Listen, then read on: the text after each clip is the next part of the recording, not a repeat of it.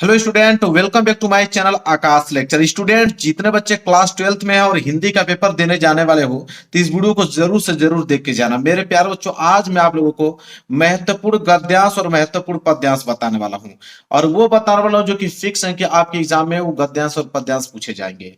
गद्यांश आपके एग्जाम में मेरे प्यारे बच्चों 10 नंबर का, और पद्यांश की अगर हम बात करें तो पद्यांश भी आपके एग्जाम में 10 नंबर का। तो आज की इस वीडियो से आप लोगों का 20 नंबर बिल्कुल पक्का कराने वाला हूं।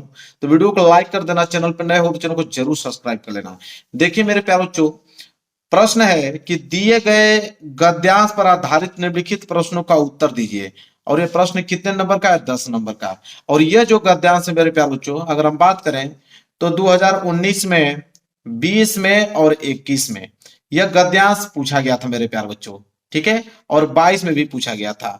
2 साल से यह गद्यांश नहीं आ रहा है, न तो 2023 में पूछा और न 2000 आपके 24 में पूछा। ये 2 साल गैप किया है इस गद्यांश को, और 2025 में पूरा का पूरा चांस, 90% से अधिक चांस बना है कि यह गद्यांश आप लोगों को देगा। ठीक है, क्योंकि ऐसे ही होता है, 3 साल 2 साल लगातार देता है, फिर 2 साल गैप कर देता है, फिर देना स्टार्ट कर देता है। यही काम करता है। ठीक है, तो यह क्वेश्चन बहुत ज्यादा इंपॉर्टेंट, इसको तैयार करना। 10 नंबर आप लोगों का बिल्कुल पक्का हो जाएगा। देखिए क्या है गद्यांश। गद्यांश एक, देखिए जब भी आपके एग्जाम में गद्यांश आ जाए तो गद्यांश को सॉल्व करने का सिंपल तरीका आपको बताता हूं कि पहले इस गद्यांश को 2 या 3 बार अच्छे से पढ़ लीजिए। तब तक पढ़िए जब तक इसका अर्थ आपको समझ में ना आ जाए। 2 बार जैसे पढ़ोगे, 3 बार तो आपको पूरा क्लियर समझ में आ जाएगा। और इसके नीचे दिए गए प्रश्न होते हैं और इनका प्रश्नों का उत्तर इन्हीं गद्यांशों में से लिखना होता है। और तरीका मैं आपको बता रहा हूं, मैं खुद लिख के आप लोगों को बताने वाला हूं। ठीक है, आपको घबराने की जरूरत नहीं है, बस बिल्कुल वीडियो को ध्यान से आप देखिए। चलिए हम प्रश्न पढ़ते हैं। तो देखिए गद्यांश है कि जन का प्रवाह अनंत होता है। सहस्त्रों वर्षों से भूमि के साथ राष्ट्रीय जन ने दातम्य प्राप्त किया है। ठीक है, तादम्य प्राप्त किया है। जब तक सूर्य की रश्मियां नित्य प्रातः काल भुवन को अमृत से भर देती हैं, तब तक राष्ट्रीय जन का जीवन भी अमर है। इसके बाद है, इतिहास के अनेक उतार चढ़ाव पार करने के बाद भी राष्ट्र निवासी जन नई उठती लहरों से आगे बढ़ाने के लिए अजर अमर है।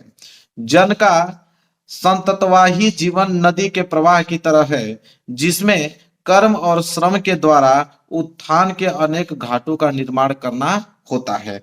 अब इसको एक बार मैंने पढ़ दिया, नहीं समझ आता तो एक बार और आप लोग पढ़ लीजिएगा।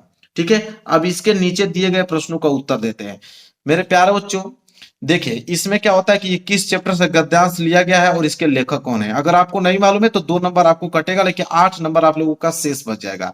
लेकिन इस गद्यांश का मैं तो ट्रिक आपको भी बता दूंगा।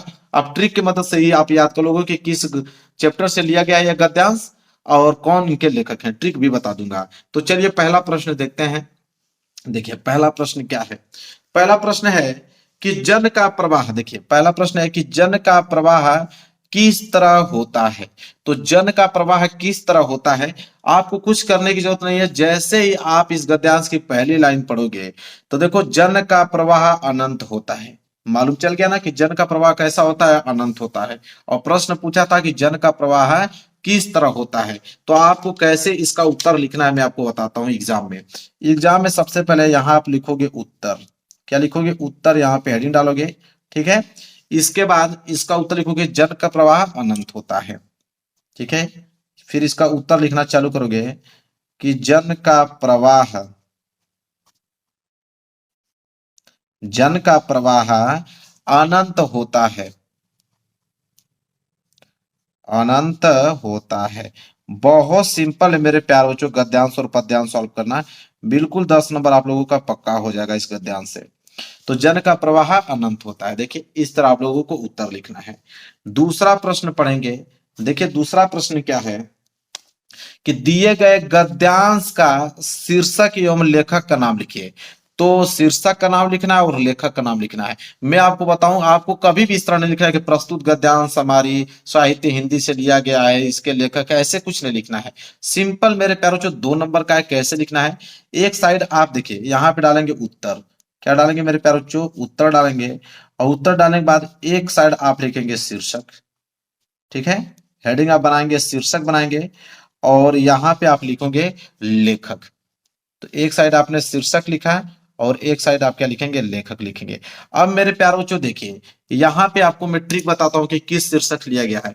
जब यहाँ पे आप इस गद्यांश को पढ़ रहे होंगे तो देखिए राष्ट्रीय की बात आया है, यहाँ पे राष्ट्रीय, फिर यहाँ पे राष्ट्रीय की बात आ गया है। तो राष्ट्रीय मतलब राष्ट्र, ठीक है। तो राष्ट्र का स्वरूप इस चैप्टर से लिया गया है। तो राष्ट्र के स्वरूप चैप्टर से लिया गया, यह ट्रिक है। जहां पे देखिए राष्ट्र, यहाँ पे भी दिख गया, तो राष्ट्र दिख गया जाएगा तब समझ लेना कि राष्ट्र के स्वरूप चैप्टर से लिया गया है। तो शीर्षक में आप मेरे प्यार बच्चे लिखोगे राष्ट्र का स्वरूप। क्या लिखेंगे, राष्ट्र का स्वरूप, राष्ट्र का स्वरूप आप लिखेंगे। और रह के बाद लेखक, तो वासुदेव शरण अग्रवाल जी, इनके लेखक कौन है, वासुदेव शरण अग्रवाल जी। तो वासुदेव शरण, वासुदेव शरण अग्रवाल जी, वासुदेव शरण अग्रवाल जी, ठीक है। ये भी क्वेश्चन हो गया। चलिए अगले क्वेश्चन की तरफ बढ़ते हैं। अगला क्वेश्चन देखिए क्या है। अगला क्वेश्चन, क्वेश्चन नंबर तीसरा, बोला है कि रेखांकित अंश की व्याख्या कीजिए। तो रेखांकित अंश की व्याख्या जहां पे अंडरलाइन किया गया है मेरे प्यारे बच्चों, अंडरलाइन किया गया है कि जन का प्रवाह अनंत होता है, इसका आपको व्याख्या बताना है। कभी कभी क्या होगा कि कोई जरूरी है कि इतना ही दूर तक अंडरलाइन दे, कभी कभी ये पूरी लाइनिंग ही अंडरलाइन दे के पूछ सकता है, या आपको 2 लाइन या आपको 3 लाइन भी अंडरलाइन दे के इसका आपको अर्थ पूछ सकता है, इसकी व्याख्या पूछ सकता है। तो आपको इसका अर्थ आना चाहिए। तो जैसे बोला है कि जन का प्रवाह अनंत होता है, ठीक है, कि जन का प्रवाह अनंत होता है, सहस्त्रों वर्षों से भूमि के साथ राष्ट्रीय जन ने तादम्य प्राप्त किया है। मतलब कि जन का प्रवाह अनंत होता है, अर्थात हम कह सकते हैं कि सैकड़ों वर्षों से भूमि के साथ जो मनुष्यों का संबंध जो है वो गहरा है। सैकड़ों वर्षों से जो मनुष्यों का संबंध है भूमि से क्या है मेरे प्यारे बच्चों, गहरा है। बोला है यहाँ पे कि जब तक सूर्य की रश्मियां नित्य प्रातः काल भुवन को अमृत से भर देती है, मतलब जब तक सूर्य की किरणें धरती पर पड़ती रहेंगी तब तक लोगों का जीवन जो है वह अमर रहेगा। जीवन अमर का मतलब मेरे प्यारे बच्चों, जब तक सूर्य की रोशनी जमीन पे पड़ती रहेगी, भूमि पे, लोगों को आना जाना लगा रहेगा, ठीक है। ऐसे इसका लिखना मेरे प्यारे बच्चों व्याख्या। तो देखिए व्याख्या कैसे लिखना है, मैं लिख के यहाँ पे दिखा देता हूं, आप इसको नोट कर लेना। तो देखिए मैंने इसका व्याख्या कर दिया कि जन का प्रवाह अनंत होता है, अर्थात सैकड़ों वर्षों से भूमि के साथ गहरा संबंध है। जब तक सूर्य की किरणें धरती पर पड़ती रहेंगी तब तक लोगों का जीवन जो है अमर रहेगा। देखिए मैंने सिंपल व्याख्या इसका कर दिया। तो तीसरे प्रश्न का भी उत्तर हमने यहाँ पे क्या किया मेरे प्यारे बच्चों, बहुत अच्छे से लिख दिया। कुछ भी रटने की जरूरत नहीं है, उसी में से आपको आंसर लिखना होता है। चलिए अगला प्रश्न देख लेते हैं। अगला प्रश्न नंबर 4, देखिए प्रश्न नंबर 4, सब 2-2 नंबर के हिसाब से 5 प्रश्न है, 10 नंबर दे दिए जाएंगे। प्रश्न नंबर 4 है कि सूर्य की रश्मियों का क्या प्रभाव पड़ता है। तो सूर्य की रश्मियों का क्या प्रभाव पड़ता है।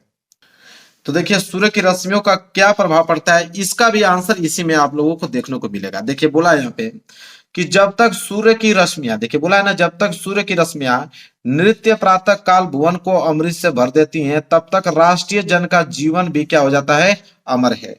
तो राष्ट्रीय जन का जीवन भी अमर है। तो इसका आंसर हम लोग कैसे लिखेंगे, देखिए तो इसका आंसर यहाँ सबसे पहले हम लोग हेडिंग डालेंगे उत्तर। क्या लिखें, ब्लैक पेन से आप उत्तर यहाँ पे हेडिंग बनाइएगा और लिखेंगे यहाँ पे कैसे इसका आंसर कि सूर्य की रश्मियों का प्रभाव। देखिए सूर्य की रश्मियों का प्रभाव लिखेंगे यहाँ पे,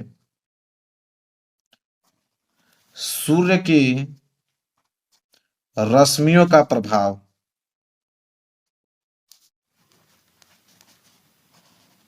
तो सूर्य की रश्मियों का प्रभाव, प्रभाव यह है कि, यह है कि इससे, यह है कि इससे राष्ट्रीय जन, इससे राष्ट्रीय जन का जीवन अमर है। राष्ट्रीय जन का जीवन जो है वह अमर है। बस जो उसमें था वही हमने यहाँ पे लिख दिया कि राष्ट्रीय जन का जीवन अमर है, यही था ना। तो हमने लिखा कि सूर्य की रश्मियों का प्रभाव यह है कि इससे राष्ट्रीय जन का जीवन जो है अमर है। बस यही उत्तर आप लोगों को लिखना है। लास्ट प्रश्न है यहाँ पे पांचवा, कह रहा है कि घाटों का निर्माण का आशय क्या है। तो घाटों का निर्माण का आशय क्या है, यहाँ पे देखिए बोला है कि जिसमें कर्म और श्रम के द्वारा उत्थान के अनेक घाटों का निर्माण करना होता है। तो कर्म और श्रम के द्वारा, ठीक है। तो यहाँ पे मेरे प्यारों जो आपको भी मालूम है कि जिंदगी में कोई भी व्यक्ति अपने कर्म और श्रम के नाम से ही जाना जाता है। जितना अच्छा कर्म किए रहेंगे मेरे प्यारों जो मरने के बाद आपका वही गुणगान गाया जाता है, आपके कर्म की प्रशंसा की जाती है। खराब कर्म किए रहेंगे तो कोई भी आपको गाली देकर बुलाएगा, अच्छा कर्म किए रहेंगे तो आपको हमेशा उत्साहन देगा कि हाँ भाई वो व्यक्ति अच्छे थे, अच्छे कार्य करते थे, ठीक है। तो कर्म और श्रम के द्वारा ही मेरे प्यार बच्चों यहाँ पे कोई भी व्यक्ति अपना पद चिन्ह छोड़ जाता है। तो इसका उत्तर कैसे हम लोग लिखेंगे देखिए। तो घाटों का निर्माण का आशय क्या है, तो यहाँ पे ब्लैक पेन से आप लिखेंगे उत्तर, ठीक है। उत्तर अब फिर इसका लिखेंगे कैसे, व्यक्ति अपने कर्मों एवं श्रमों, लिखेंगे व्यक्ति अपने कर्मों व श्रमों, व्यक्ति अपने कर्मों व श्रमों के द्वारा, व्यक्ति अपने कर्मों व श्रमों के द्वारा पद चिन्ह छोड़ जाता है, पद चिन्ह छोड़ जाता है, छोड़ जाता है। बस ऐसे ही आप लोगों को लिखना है। 10 नंबर मेरे प्यारों चो इस गद्यांश के हो गए आपके कंप्लीट। याद कर लो, बहुत मेरे प्यारों चो अच्छे तरीके से बताया, मैं खुद लिख कर बताऊं, चाहता तो मैं आंसर लिख के लेके आता, लेकिन उससे कोई फर्क नहीं पड़ता है, क्या ही मतलब निकलेगा। इस तरह मैं आपको बनाना सिखा रहा हूं, लिखाना सिखा रहा हूं कि कभी नहीं भूल पाओगे। तो आपको एक क्लियर हो गया। अब अगला प्रश्न देखेंगे मेरे प्यारे बच्चों। अगला प्रश्न यहाँ पे है कि दिए गए पद्यांश पर आधारित निम्नलिखित प्रश्नों के उत्तर दीजिए। और यह भी पद्यांश कितने नंबर का मेरे प्यारे बच्चों, 10 नंबर का पद्यांश है। और यह पद्यांश मेरे प्यारे बच्चों जो है वो हर साल आपके एग्जाम में किसी न किसी सेट में जरूर देता है, किसी न किसी सेट में आपको जरूर से जरूर कहीं ना कहीं घुमा के दे देगा। पूरे सेट में नहीं तो 2-3 सेट में तो जरूर से जरूर देखने को ही मिलता है। ये इतना ज्यादा महत्वपूर्ण पद्यांश है। एक बार पढ़ते हैं। बोला है कि कौन हो तुम बसंत के दूत, बिरस पतझड़ में अति सुकुमार, घन तिमिर में चपला की रेख, तपन में शीतल मंद बयार, लगा कहने आगंतुक व्यक्ति, मिटाता उत्कंठा सविशेष, दे रहा हो कोकिल सानंद, सुमन को जेव मधुमेह संदेश। ये बहुत ही ज्यादा मेरे प्यारे बच्चों इंपोर्टेंट पद्यांश है। कह रहा है मेरे प्यारे बच्चों कि कौन हो तुम बसंत के दूत। यहाँ पे मेरे प्यारे बच्चों श्रम और मनु के बीच जो है संवाद, अगर बातचीत हो रहा है मनु और यहाँ पे श्रद्धा के बीच, मनु और श्रद्धा के बीच बातचीत हो रहा है। और कह रहा है कि कौन हो तुम बसंत के दूत, मतलब मन जो है, मनु जो है वो मनु श्रद्धा से पूछती है कि कौन हो तुम बसंत के दूत, ठीक है। विरस पतझड़ में अति सुकुमार, मतलब इतनी सुनसान जगह पर भी तुम कोमल की तरह प्रतीत हो रही हो, ठीक है। घन तिमिर में चपला की रेख, मतलब इसका कह रहा है कि इतने तिमिर चपला की रेख, घन घन मतलब कि इतने घनघोर अंधकार में तुम किरणों की तरह, मतलब किरणों की तरह तुम चमक रही हो, ठीक है। इसके बाद कह रहा है कि तपन में शीतल मंद बयार, मतलब इस तपन में तुम ठंडी वायु की तरह क्या हो रही हो, प्रतीत हो रही हो। लगा कहने आगुंतक व्यक्ति, लगा कहने आगुंतक व्यक्ति, मतलब इस पर श्रद्धा कुछ बातें कहने लगती है। क्या कहती हैं कि लगा कहने आगुंतक व्यक्ति, जो व्यक्ति आया हुआ है, मतलब श्रद्धा आई हुई है, तो मतलब श्रद्धा कहती है कि मिटाता उत्कंठा सविशेष। इसका मतलब है मेरे प्यार बच्चों कि अपनी अपूर्णता को मिटाती हुई कहती हैं, क्या कहती हैं कि दे रहा हो कोकुल सानंद, सुमन को जो मधुमेह संदेश, मतलब कि जब श्रद्धा बोलती हैं कि ऐसा प्रतीत हो रहा है कि जैसे कोयल जो है वसंत ऋतु की आने की क्या कर रही है, संदेश दे रही है। यह मेरे प्यारे बच्चों इसका मैंने छोटा सा अर्थ आपको बता दिया ताकि आपके दिमाग में चले कि इसका क्या मीनिंग है। मीनिंग भी जरूरी है, ठीक है। एक दो बार, जब तक नहीं समझ में आ रहा ना, एक दो बार पढ़ोगे तब वो सारी चीजें क्लियर होती चली जाएंगी। इसके बाद इसका इसके नीचे प्रश्न है 5 प्रश्न, इन पांचों प्रश्नों का उत्तर देना होगा आपको। देखिए कैसे इनका उत्तर दोगे। देखिए प्रश्न है, पहला प्रश्न पढ़ेंगे मेरे प्यारे बच्चों, क्या है कि पाठ का शीर्षक एवं कवि का नाम लिखिए। तो मैंने बताया ना कि इस तरह नहीं लिखना है प्रस्तुत पद्यांश हमारी पाठ्य पुस्तक हिंदी के पद खंड से लिया गया, ये सब नहीं लिखना है। शीर्षक है कवि, तो यहाँ पे पाठ का शीर्षक एवं कवि का नाम पूछा है, तो एक साइड हम लिखेंगे शीर्षक, एक साइड हमारी क्या रहेगी, शीर्षक रहेगी, ठीक है। और एक साइड यहाँ पे क्या रहेगा, कवि का नाम, ठीक है। तो कवि का नाम और एक साइड लो शीर्षक। तो किस शीर्षक से लिया गया मेरे प्यारे बच्चों, तो यहाँ पे आपने एक चीज नोटिस किया होगा मेरे प्यारे बच्चों कि यहाँ श्रद्धा और मनु चैप्टर से लिया गया, क्योंकि श्रद्धा और मनु के बारे में संवाद की बात हो रही है, बातचीत की बात हो रही है। तो किस चैप्टर से लिया गया है, श्रद्धा मनु चैप्टर से। तो यहाँ लिखेंगे श्रद्धा मनु, मतलब किस चैप्टर से लिया गया मेरे प्यारे बच्चों, तो श्रद्धा मनु चैप्टर से लिया गया इस पद्यांश को। कवि की अगर हम बात करें तो जयशंकर प्रसाद जी हैं, क्या लिखेंगे, जयशंकर प्रसाद जी, जयशंकर प्रसाद, जयशंकर प्रसाद, ठीक है। चलिए यहां से 2 नंबर आपके क्या हो गए, बिल्कुल फिक्स हो गए। दूसरा अगर हम बात करें दूसरा प्रश्न को लेकर, देखिए दूसरा प्रश्न क्या है, दूसरा प्रश्न मेरे प्यारे बच्चों है आगुंतक व्यक्ति से किसकी ओर संकेत किया गया है। मतलब आगुंतक व्यक्ति से किसकी ओर संकेत किया गया है, मतलब जो व्यक्ति आया हुआ व्यक्ति था, तो आया हुए व्यक्ति को मतलब कौन था आया हुआ व्यक्ति, वही कह रहा है आगुंतक व्यक्ति, मतलब आने वाला व्यक्ति को किसकी ओर संकेत किया था, आने वाला व्यक्ति तो अश्रद्धा ही थी। तो इसका आंसर कैसे लिखोगे, तो यहाँ पे लिखेंगे पहले उत्तर, क्या लिखेंगे मेरे प्यारे बच्चों, उत्तर लिखेंगे। तो श्रद्धा लिखेंगे, आगुंतक व्यक्ति से तात्पर्य, लिखने का भी तरीका होना चाहिए, तो जिस तरह बता रहा हूं ऐसे लिखिए, 1 नंबर नहीं कटेगा। आगुंतक व्यक्ति से तात्पर्य, से तात्पर्य श्रद्धा से है, किससे मेरे प्यारे बच्चों, श्रद्धा से है, श्रद्धा से है। तो देखिए आप मीनिंग इसका जानते रहो तो लिख दोगे, इसलिए मैं हिंदी में उसका अर्थ बताया। तागुंतक व्यक्ति से तात्पर्य है श्रद्धा से है। तो ये प्रश्न भी क्लियर हो गया और यहां से 2 मार्क्स आपके क्या हो गए, बिल्कुल फिक्स हो गए। इसके बाद हम बात करेंगे तीसरा पॉइंट। देखिए तीसरा मतलब तीसरा क्वेश्चन क्या है, कह रहा है कि चपला और उत्कंठा के अर्थ लिखिए। मतलब चपला का अर्थ क्या होता है और उत्कंठा का अर्थ क्या होता है। देखिए चपला, तो एक साइड आप लिखोगे चपला, एक साइड आप लिखेंगे चपला और एक साइड लिखेंगे उत्कंठा, उत्कंठा। तो चपला का अर्थ क्या होता है, मतलब चपला मतलब मेरे प्यारे बच्चों बिजली, ठीक है। बिजली अभी मैंने अर्थ बताया था, बिजली। तो चपला का अर्थ जो है मेरे प्यारे बच्चों क्या हो जाएगा, बिजली हो जाएगा। अगर वही हम बात करें उत्कंठा, उत्कंठा मतलब उत्सुकता की बात करता है, उत्सुकता, उत्सुकता, ठीक है।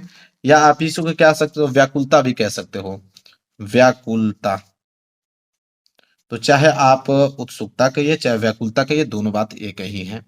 तो यहाँ पे चपला और उत्कंठा का अर्थ भी मैंने क्या किया, अच्छे से बता दिया। क्लियर है। चलिए अगला प्रश्न देखें, प्रश्न नंबर 4 कह रहा है कि रेखांकित अंश की व्याख्या कीजिए। रेखांकित अंश की व्याख्या मतलब जहां तक अंडरलाइन किया गया था, मतलब है घन तिमिर में चपला की रे, तपन में शीतल मंद बयार। इसका हमें क्या बताना मेरे प्यार, इसका अर्थ लिखना है। तो चलिए मैं अर्थ लिख देता हूं यहाँ पे। कैसे अर्थ लिखेंगे, अभी मैंने अर्थ इसका समझाया था।